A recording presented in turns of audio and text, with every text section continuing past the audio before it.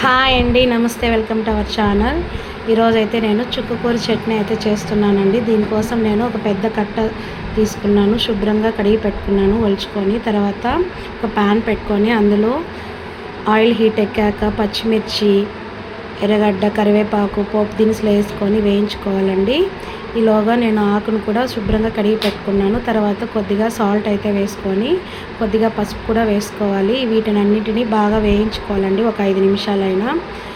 ఇందులో నేను పండుమిర్చి యూస్ చేశాను. ఇప్పుడు కడిగి పెట్టుకున్న ఆకునైతే వేసేసుకున్నాం. ఇది ఒక 5 మినిట్స్లో అయిపోతుందండి ఈ చట్నీ.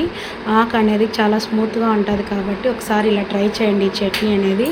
సో ఈ విధంగా ఆకంతా ఇమిరిపోయాక ఈ విధంగా వాటర్ అయితే వస్తుంది. ఇందులోకి కొద్దిగా ధనియాల పొడి కూడా వేసుకోవాలి.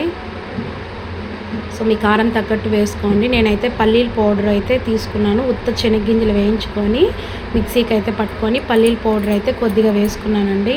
ఈ విధంగా చేయడం వల్ల మంచిగా ఉంటుందండి అన్నంలోకి టేస్ట్.